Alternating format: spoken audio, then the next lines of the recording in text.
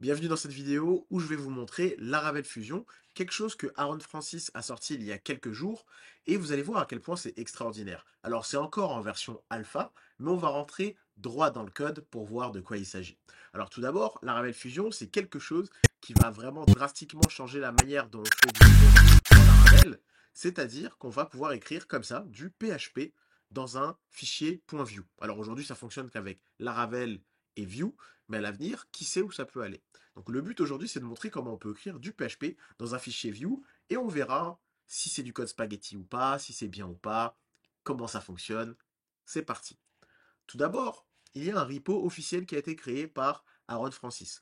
Et en fait, sur ce repo, on y retrouve tout. On voit bien que c'est vraiment en early stage, en alpha, tout ce que vous voulez. Et il y a toute la doc et ça explique un peu des tas de choses ici. Bien évidemment, c'est basé sur Laravel, donc ça reste du Laravel en fait. Le back qu'on va pouvoir faire dessus, c'est du PHP classique avec des fonctions Laravel. Une autre chose intéressante aussi à noter, c'est qu'en fait, c'est basé sur Inertia. Donc Inertia à la base, c'est quelque chose que vous pouvez utiliser en Laravel, en Symfony et d'autres frameworks, etc., même d'autres langages, hein. Et en fait, c'est fait pour faciliter la manière dont on fait du front-end avec le back-end. Parce que si on va sur Excalibur par exemple, d'habitude, vous allez avoir ici un back-end où vous allez faire, je vais même écrire API directement, où vous allez faire une API. De l'autre côté, vous allez avoir d'habitude un front. Voilà. Votre client, lui, en fait, il fait appel, hop, je vais le faire dans ce sens-là. Voilà. Votre client, d'habitude, il va appeler, hop, le front la première fois, d'accord? Ce front-là, enfin, il va appeler le serveur qui va envoyer du front, ok? Ce front-là fait appel à des API qui mettent à jour le front. Et voilà, globalement, voilà comment ça se passe. Avec Laravel et Inertia, la différence, en fait, c'est que vous avez un back, d'accord? Hop, un back. Ce back, en fait, contient le front. Donc, en fait, le back et le front sont au même endroit. Et en fait, il n'y a pas vraiment d'appel d'API. On pourrait un peu le résumer, hop, et en fait, c'est pas une bonne idée d'avoir fait ça. Je vais plutôt résumer ça comme ça. C'est comme si on avait notre front et notre back, ou plutôt notre, on va dire, les accès au back, au même endroit. Et en fait, tout ça, c'est détenu dans le back qui gère tout, c'est-à-dire Laravel. D'accord? Inertia permet de faire ça. Permet d'envoyer depuis le back les accès du back vers le front et vice-versa, sans devoir nous-mêmes faire un front et une API séparée. Alors bon, on rentre dans le vif du sujet. Le but, c'est pas forcément de parler d'Inertia, mais vraiment de parler de Laravel Fusion. Alors, pour ça, ce qu'on va faire, c'est qu'on va se créer un nouveau projet. On va aller ici. Et je vais faire un Laravel new. Et on va faire un Laravel new en mettant un nouveau nom qu'on va appeler test. Je vais l'appeler My Fusion. Là, je dis que je veux le starter kit Breeze parce que je veux installer directement Inertia. Je ne veux pas m'embêter à le faire tout seul. Donc, on fait Laravel, Breeze avec Vue et Inertia. Pour l'instant, comme je dis, c'est que disponible en Vue, pas encore en React. Mais ils vont bosser pour voir comment on peut le faire en React. On s'en fout du dark mode et tout ça, on veut juste tester. Et hop, c'est parti. Je choisis du SQLite pour qu'on bosse plus rapidement et je lance les migrations. Notre projet de Laravel est prêt, donc on va rentrer dans notre dossier qui s'appelle MyFusion et on va commencer à installer les choses dont on a besoin. Donc nous, ce qu'on veut faire, c'est déjà aller dans la doc et dans l'installation et faire un composer require fusion PHP. Donc je colle ça ici et je require. Une fois que c'est fait, on voit qu'il y a une autre étape qu'il faut appeler, qui est la commande artisan fusion install, qui va installer en fait toutes les dépendances de fusion, tout un tas de choses comme des fichiers JS, etc.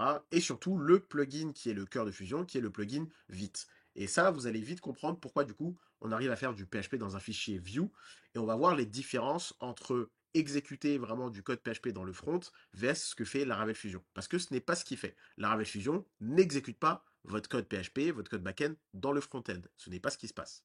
On installe ça du coup, et hop, on est bon. Il y a eu quelques warnings, mais on s'en fiche un peu. Donc ici, ce que je vais faire, c'est que je vais lancer du coup mon serveur back, Laravel Artisan, PHP Artisan Serve, et je vais aussi lancer le front, parce qu'il ne faut pas oublier de lancer le front.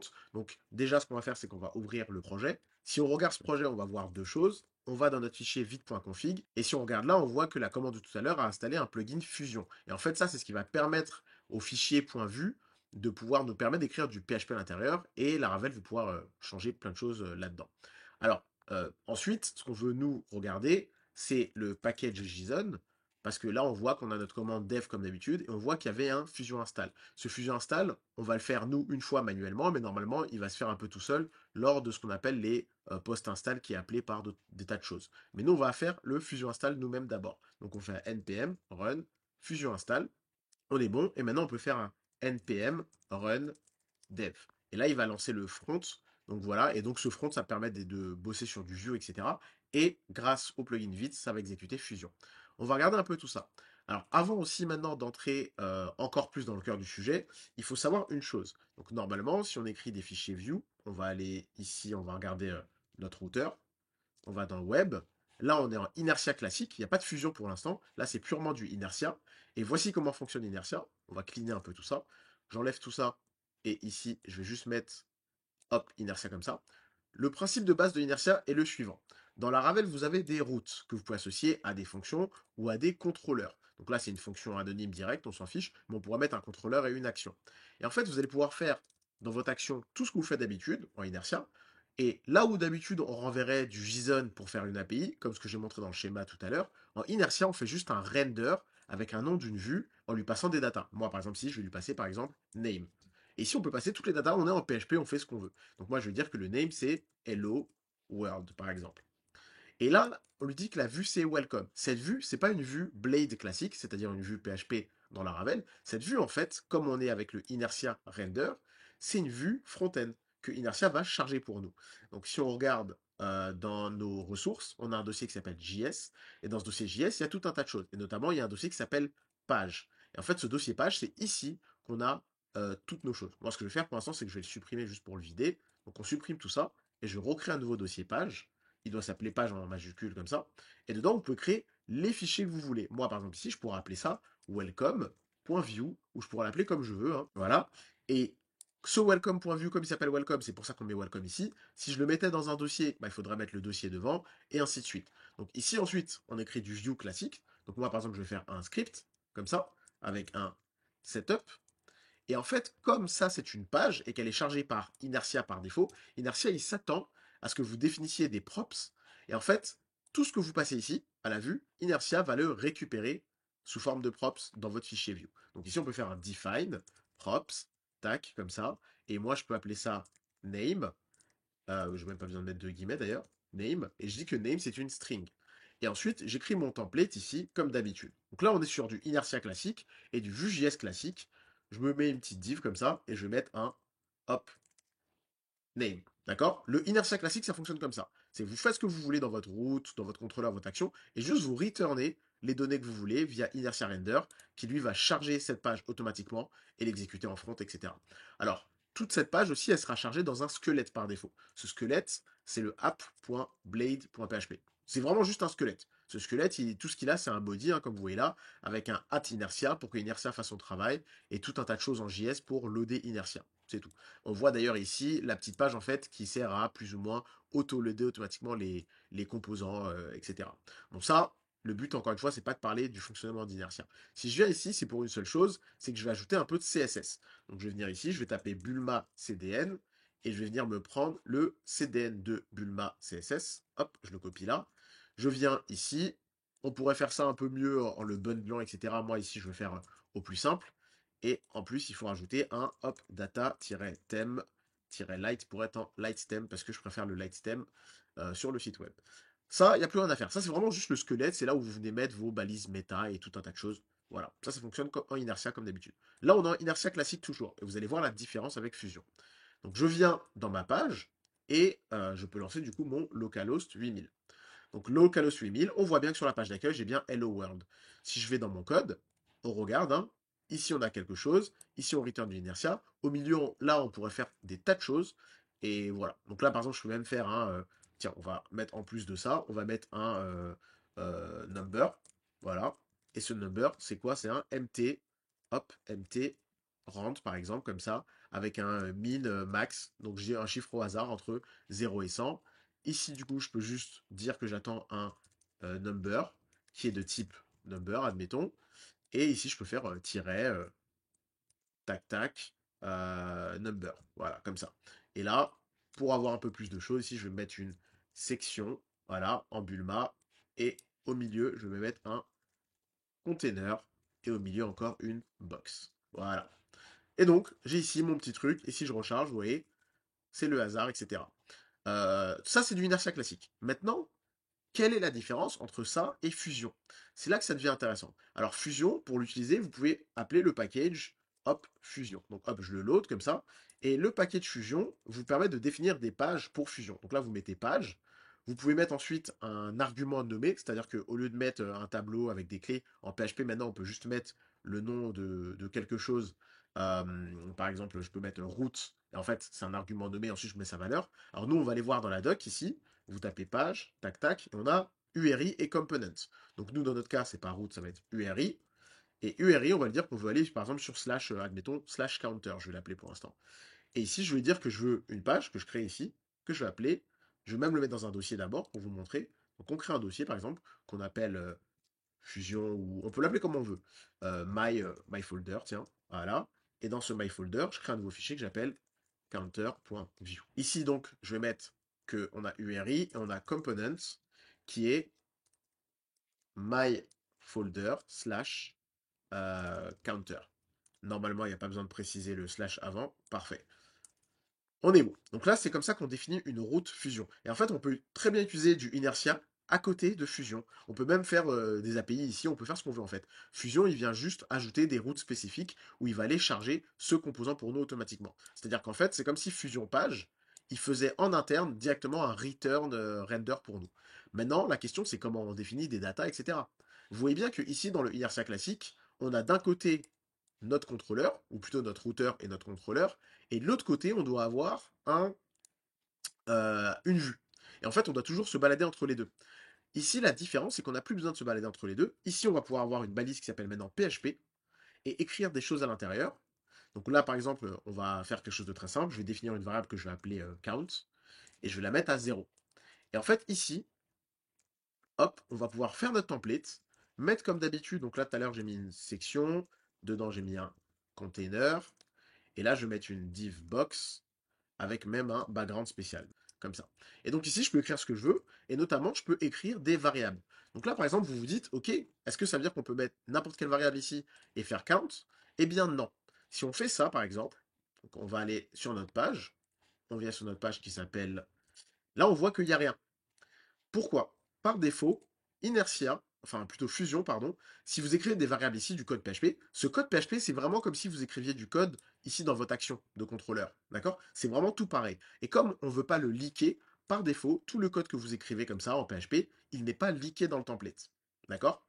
Si vous voulez leaker quelque chose dans le template, c'est-à-dire l'exposer au template, vous écrivez propre, comme ça.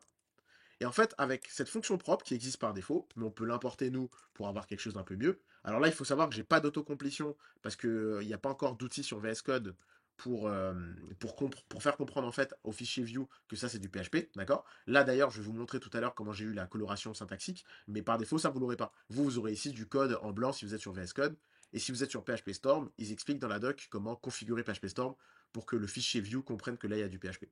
Donc ici, dans le fusion, on peut faire un anti-slash, anti-slash fusion, anti-slash propre, comme ça, tout simplement. C'était pas obligé, mais je vous dis qu'on peut le faire, comme ça, plus tard, quand ce sera compatible, on aura l'autocomplétion, etc. Donc là, quand je fais propre, Fusion va, tout simplement grâce à ce propre-là, il comprend que cette variable-là, il faut la, entre guillemets, l'exposer. D'ailleurs, je dis leak, mais c'est exposer. Il faut l'exposer au template. Et le nom qu'elle aura, c'est automatiquement le même nom qu'elle a ici en PHP, mais sauf qu'il faut l'écrire en version Vue.js.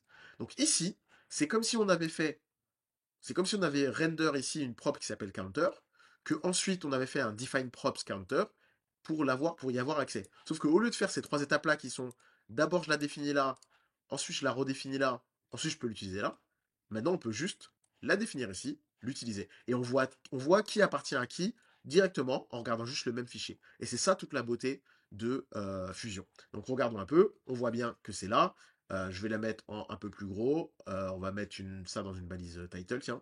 Et on peut mettre ce qu'on veut ici. On peut mettre une string, Toto, voilà. Et vous avez même le hot reload, hein, comme vous voyez automatiquement. On peut mettre vraiment ce qu'on veut. Donc nous, par exemple, je veux un counter. Et ce qui est magique, c'est que si plus tard, plus tard dans le code, counter, j'ai fait un counter plus plus, lui, en fait, comme on a, c'est pas counter d'ailleurs, c'est count. comme on a défini count une fois avec le prop, il va la traquer tout au long du cycle de vie de notre PHP. Et donc si count a changé, il va quand même prendre en compte ce changement. Il n'y a pas besoin de refaire un égal prop de count d'avant plus un par exemple. Il n'y a pas besoin de faire ça. Lui, il va automatiquement comprendre qu'on est en train de modifier une valeur qui est déjà traquée, qui a été initialisée. Et donc entre les deux, si je mets un name ici, et que ce name c'est hello world, sans prop, d'accord? Eh bien, ici, si je fais un hop comme ça, vous allez voir que le name ne va rien afficher, parce qu'en fait, ça, c'est pas une prop, c'est censé être interne, donc c'est pas exposé. Ça, c'est exposé, parce qu'au préalable, on l'a défini avec une prop. On regarde, et on voit bien qu'on a le 1, d'accord? C'est-à-dire que j'ai fait 0 au début, j'ai fait un plus plus, il est bien passé à 1, mais par contre, le name n'est pas exposé, donc on n'a rien. Et donc, si maintenant, ici, je reviens et je remets un name, comme ça, hop, c'est bon, c'est exposé. Il faut vraiment vous dire que ce code, il n'est exécuté qu'une seule fois. Il est exécuté au même titre que ça. C'est vraiment, dites-vous bien que Fusion, tout ce qu'il fait, c'est que grâce au plugin Vite, il extrait tout ce code, il le met entre guillemets dans une sorte de voilà de fonction ici que nous on voit pas et il va le return pour nous. Et en fait d'ailleurs, on peut aller voir ce que ça génère. Pour ça, vous allez dans votre dossier qui s'appelle storage et il y a un dossier qui s'appelle Fusion maintenant et dans ce dossier Fusion, il y a un dossier qui s'appelle PHP et on peut voir tout ce qui a été généré par lui. Donc là, vous voyez qu'il a généré page myfolder counter generated parce qu'en fait, moi j'ai créé une vue qui s'appelle counter dans myfolder. Et donc, si on va maintenant, je vais l'ouvrir là, my counter generated, voilà, il est là. On peut regarder ce que Fusion a généré. Vous voyez, en fait, ça, c'est le code qui est réellement sauvegardé dans votre page. C'est-à-dire qu'en fait, le plugin Vite que vous voyez là, tout ce qu'il fait, c'est qu'au moment où quand vous codez, tout ce qu'il fait, c'est grâce à cette nouvelle syntaxe, il va juste extraire ce code pour vous et le mettre dans un contrôleur pour vous. C'est tout simplement du sucre syntaxique en fait. C'est juste une autre façon d'écrire votre code. Et d'ailleurs, c'est pas nouveau en fait. C'est déjà ce que fait Vite par défaut. C'est déjà ce que fait n'importe quel bundler. Là, quand en Vue.js on écrit, je vais revenir ici, quand en Vue.js on écrit ça et qu'ici on écrit du HTML, ces deux choses sont séparées et sont mises dans des fichiers séparés ou ensemble en fonction de ce qui se passe. C'est déjà ce que fait Vite. Si là, par exemple, j'avais une balise style, parce qu'on peut avoir une balise style du coup en view, en fait, ce code CSS, il n'est pas dans la version finale quand on compile tout, c'est pas dans le même fichier. Ce code CSS, il est extrait et injecté ailleurs. Et bien là, dites-vous que ce que Aaron Francis a réussi à faire, c'est ça. C'est qu'il s'est dit, tiens, pourquoi on n'utilise pas la même logique? Pourquoi on ne pourrait pas se dire qu'on peut écrire notre PHP là, qui ne concerne que ce composant-là, sachant qu'aujourd'hui, ça ne fonctionne que sur les composants qui représentent une page. Il s'est dit, pourquoi on ne peut pas juste faire ça et dire que bah, au moment où on code, on écrit tout au même endroit, mais à la fin, quand on build, lui, il va automatiquement extraire ça, et c'est automatique. Vous n'avez rien besoin de faire. Ce fichier, d'ailleurs, il ne faut jamais y toucher. C'est un fichier qui est généré pour vous, vous n'avez pas besoin d'y toucher. Regardez d'ailleurs ce qui se passe, vous voyez qu'on a notre count, on a notre name, on a notre count plus plus. Si je viens ici et que j'enlève le prop sur name, et que je dis juste que maintenant name, c'est juste quelque chose de classique, et je l'enlève d'ici, hop. Si je sauvegarde, vous allez voir qu'ici, ça a changé. On est passé de count this prop et name this prop à juste name qui contient juste quelque chose. Et donc ça, c'est jamais leaké. Et donc là, vous arrivez à comprendre comment lui, il expose les choses en fait. Il expose parce qu'il réécrit du code tout simplement. Et en fait, dites-vous que tout ça, c'est comme si c'était une action de contrôleur que lui va mapper automatiquement à cette page-là. Voilà. Maintenant, il y a plein d'autres choses, parce que c'est pas que pour créer des variables. Ça permet d'aller beaucoup plus loin. Mais ça reste du inertia. Ce qui veut dire que par exemple ici, je peux très bien écrire du JS, je peux très bien faire ma balise script, par exemple. Donc hop, script setup. Je vais aller importer mon link. En Inertia, on peut faire des liens pour aller aux autres pages avec un composant qui s'appelle link. On importe ce link-là. Et à partir de ça, maintenant que je l'ai importé, je peux le mettre quelque part ici. Donc moi, ce que je vais faire, c'est que je vais venir en dessous. Je vais mettre ça dans un paragraphe. Je vais mettre ma balise link. Ma balise link, on peut lui mettre un href vers un lien. Donc moi, je vais mettre un href juste vers la page d'accueil pour dire retour à l'accueil. Et rappelez-vous, l'accueil, si on regarde le routeur, l'accueil, c'est une vue inertia classique. Et en fait, ce link, qu'est-ce qu'il fait? Il va pas faire, c'est pas un vrai lien, il va charger ça sous forme de SPA et donc il va pas recharger toute la page. Donc si on revient comme ça, regardez, si je clique, il n'y a pas eu de rechargement de page en fait. Vous n'avez pas vu de choses spinner en haut, c'est juste parti là, tout simplement, comme ça. Je vais vous remontrer l'exemple. On remet counter. Si je clique là, vraiment, juste ça change l'URL comme une vraie SPA. C'est ça que permet Inertia. Donc quand on est dans counter, on reste dans du Inertia. Tout ce que Fusion fait, c'est prendre ce code et créer des actions pour nous. Maintenant, on peut aller beaucoup plus loin. Par exemple, admettons que je veux valider un formulaire. Donc, je vais copier cette base-là, je vais la mettre dans pas dans un dossier, je vais la mettre dans vous savez quoi, je vais faire un dossier que j'appelle todo. Hop, to do's. Et dans mon dossier to-do, je vais faire quelque chose que j'appelle to-do.view pour l'instant. On recode tout ça. On recolle tout ça, et pour l'instant, on va le laisser vide. Et on va y aller étape par étape. Donc on laisse ça vide, on met juste hello to-dos. Et ici, on laisse ça vide aussi pour l'instant. C'est tout ce qu'on fait. On a un composant qui s'appelle to-do. On fait ça, on fait ça, on fait ça. Allons définir cette page to-do dans notre routeur. Alors dans le routeur, je vous ai montré comment on peut définir des pages individuelles, mais si vous voulez que Fusion scanne toutes les pages, vous pouvez juste faire page comme ça, et lui il va scanner automatiquement toutes les pages et créer automatiquement des URL par page pour vous, et chaque URL aura un nom en fait basé sur les fichiers. Nous on va pas faire ça, on va laisser comme ça, et on va mettre ici to-dos, on va mettre ici et to-do. D'ailleurs j'aurais même pu l'appeler index. On va l'appeler index plutôt. Donc je viens ici et lui, je vais le renommer à index. Donc on va dans notre index et ça devrait juste afficher hello to do's. Voilà, on a hello to do's. Moi, ce que je veux, par exemple, c'est afficher une liste de to do. Donc pour ça, je vais sur Laravel, je fais PHP, artisan, make, modèle, que je vais appeler to do et que je mets -m pour créer une migration. Donc là, il nous a créé un modèle qui s'appelle to do. Dessus, je vais exposer différentes datas. Donc je vais d'abord sur ma migration qui s'appelle to-dos. Et là, dessus, on va dire qu'il y a deux champs, tout simplement. Donc il y a un champ string qui sera le title et qui sera nullable. Voilà. Et on a ensuite un texte qui s'appelle content. On va l'appeler content. Et qui doit être. Lui, il est obligatoire. On ferme. Ici, je vais faire du coup un protected juste pour lui dire que ce qui est fillable, c'est ces deux champs-là. Donc ce qui est fillable, c'est le title et le content. Rien. On lance notre migration pour que ce soit pris en compte. PHP artisan, migrate. C'est bon, c'est migré. Donc maintenant, c'est bon, j'ai une table quelque part dans ma base de données SQLite qui s'appelle To-Do's et qui peut enregistrer des choses avec un title, content, etc. Maintenant, comment on fait pour faire ça ici?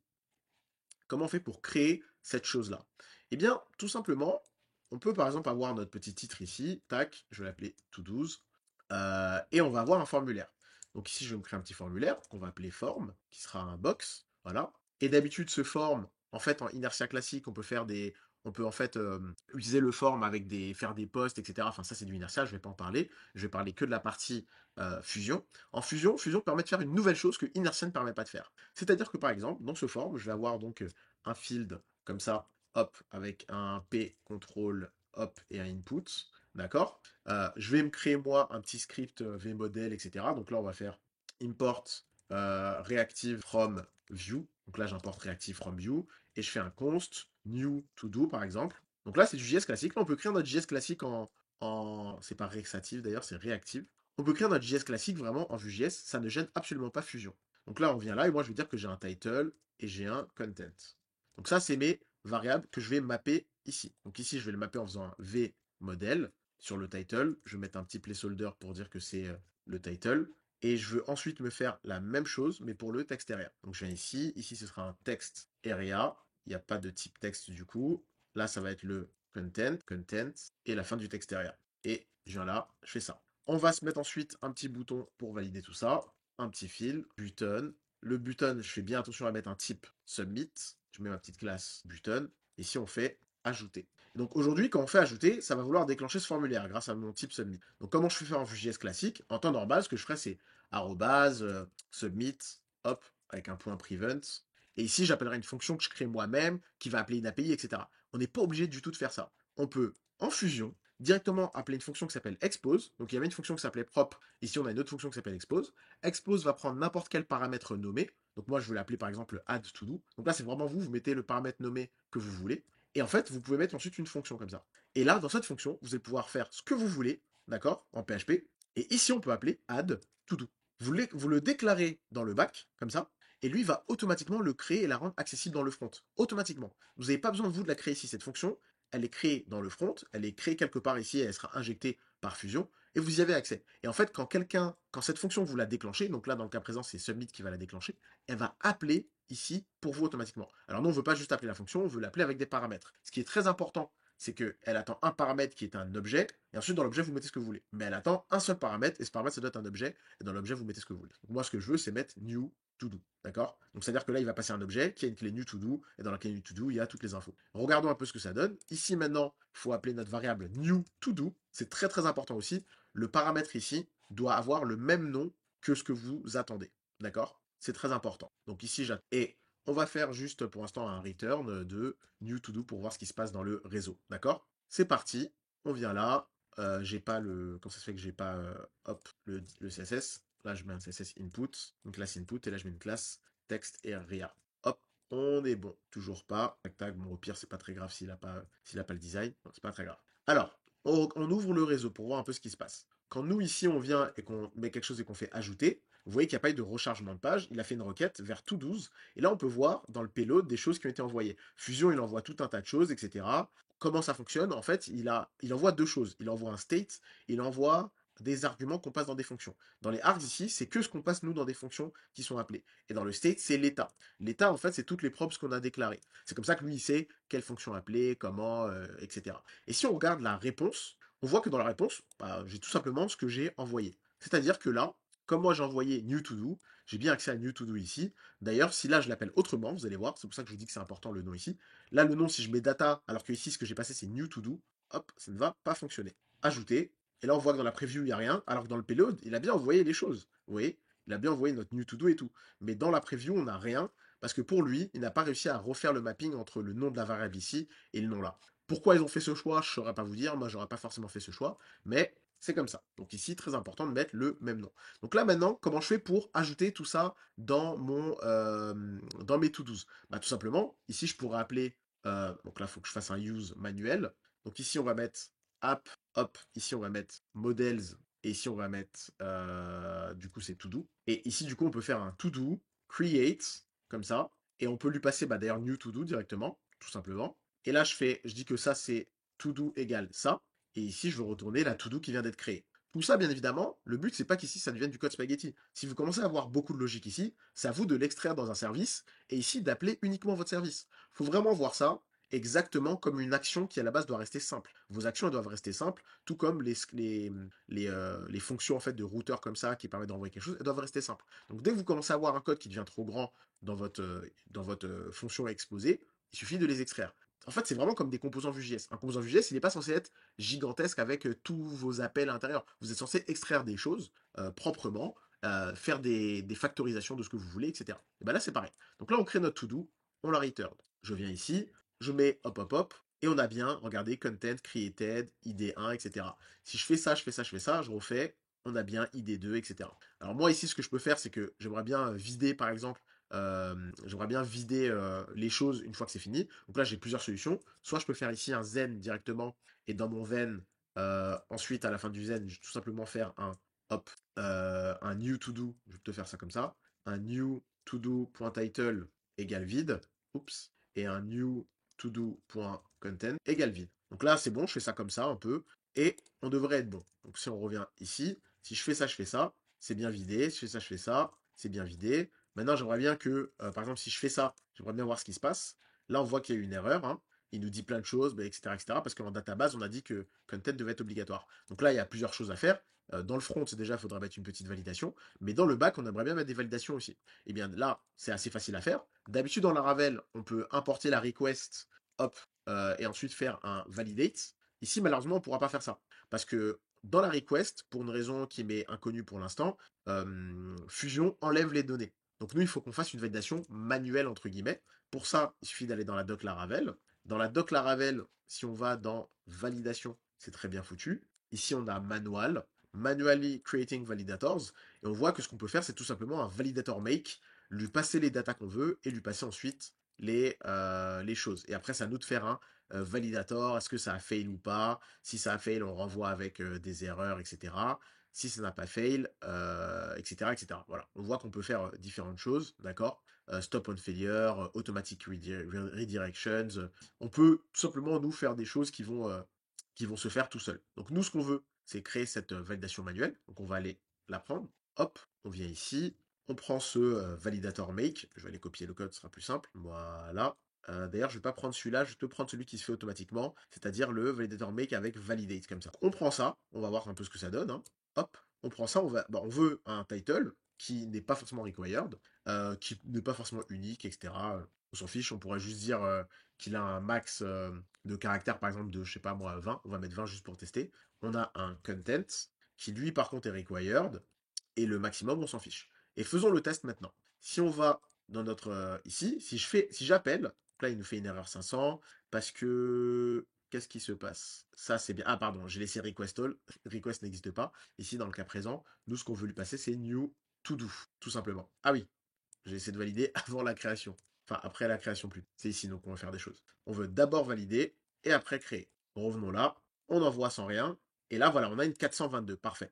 On a une 422, ce qui veut dire qu'en fait, grâce à ça, Laravel va faire ce qu'il fait d'habitude grâce au validate ici. Il va envoyer une erreur spéciale. Fusion va catcher cette erreur pour nous et va la renvoyer au lieu de renvoyer le reste. C'est automatique. Il n'y a rien besoin de jouer. Et ça d'ailleurs, c'est du Laravel classique en fait. Donc là, Laravel envoie directement une réponse avec laquelle nous, on va pouvoir récupérer pour afficher des erreurs si on a envie, etc. Par exemple, ici, on pourrait très bien se dire que en plus du zen, j'ai un catch. Voilà, comme ça. Ça, par exemple, c'est pas possible à la base en inertia classique. En inertia classique, pour gérer les erreurs de formulaire et tout, c'est pas géré de la même manière. On est obligé soit de faire un appel d'API nous-mêmes, soit de plutôt gérer ça avec des sortes de redirections. Ici, on voit que l'appel d'API a été fait automatiquement grâce à un... En fait, ça, c'est un appel RPC. C'est comme un server actions sur Next.js ou sur Astro, etc. C'est comme du Livewire pour ceux qui connaissent Livewire. Sur l'error, je peux récupérer la response et du coup la data normalement. Donc là, je refais la même chose. Voilà. Et on voit bien que j'ai pu récupérer la response et la data avec le message content field is required,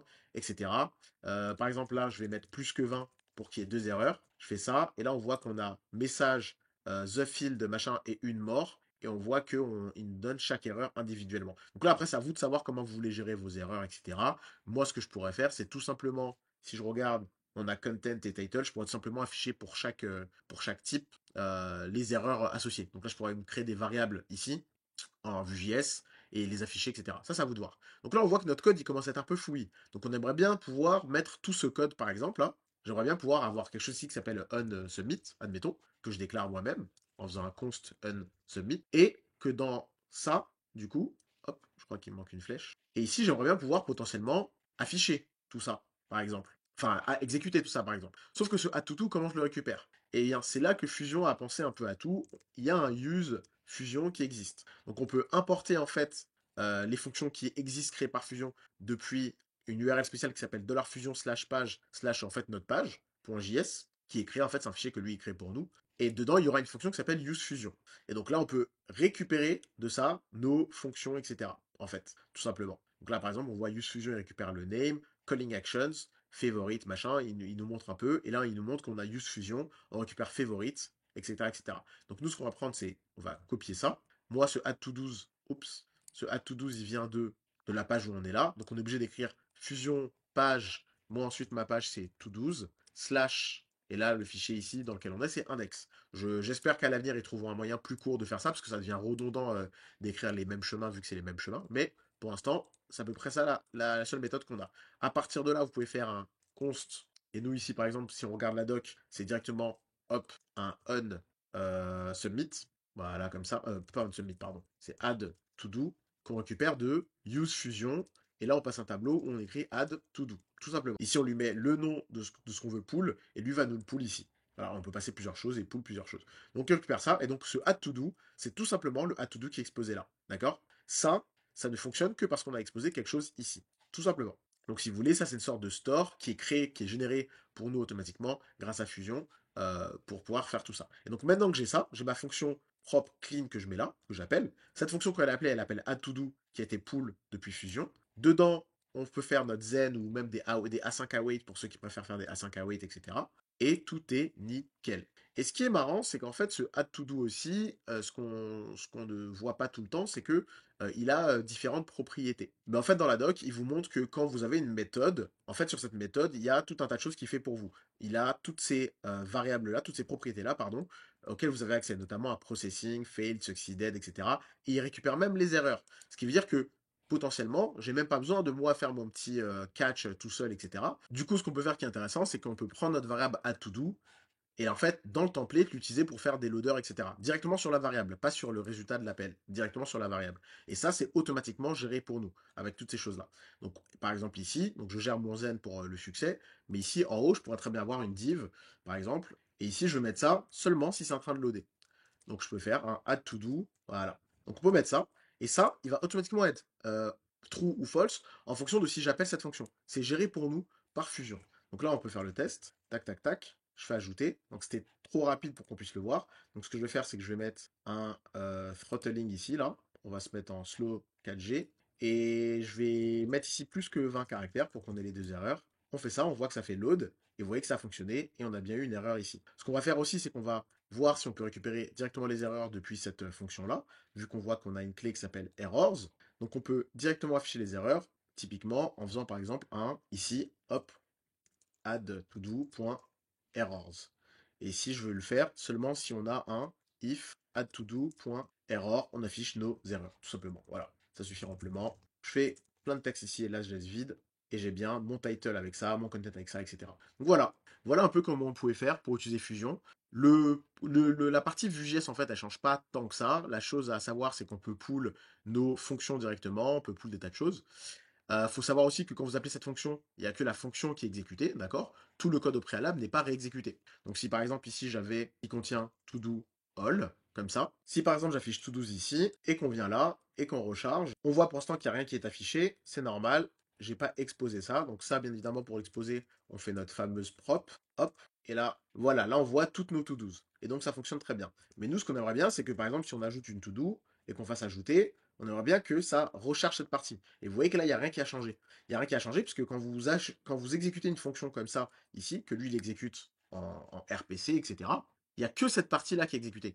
Tout ça, tout le reste qui est en dehors de ce qui est exposé, c'est exécuté qu'au premier chargement. C'est-à-dire, si là, je charge la page, au premier chargement, vous aurez tout ça. Mais vous ne l'aurez pas à chaque exécution ici. Donc là, vous avez plusieurs solutions. Soit dans la retour de réponse, vous voulez renvoyer juste la to-do, et ici, c'est à vous de gérer en fait cette fonction, c'est ce tableau to-dos et d'injecter la nouvelle to-do, etc. Soit ce que vous voulez, c'est absolument tout reload. Soit ce que vous voulez, c'est absolument tout reload et trouver un moyen de lui repasser toutes les to-dos. Et pour le moment, je n'ai pas trouvé de manière facile de faire ça. Donc voilà, comme je disais, c'est une alpha, c'est en early stage. Mais comme vous avez vu, ce qui est vraiment intéressant, c'est de pouvoir exposer différentes fonctions à notre front très facilement. Là où en Inertia, en fait, c'est plus compliqué de faire ça. On ne peut pas vraiment le faire d'ailleurs. On est soit obligé de créer nous-mêmes des API, soit on est obligé en fait de gérer, de passer par un système de reload à la main en fait, de créer ce qu'on appelle des partial reload, etc. Avec tout un tas de choses qu'on peut faire. Ici, l'avantage en Fusion, c'est que on peut tout simplement, quand on en a besoin, hop, quand on en a besoin, exposer des to-do, etc.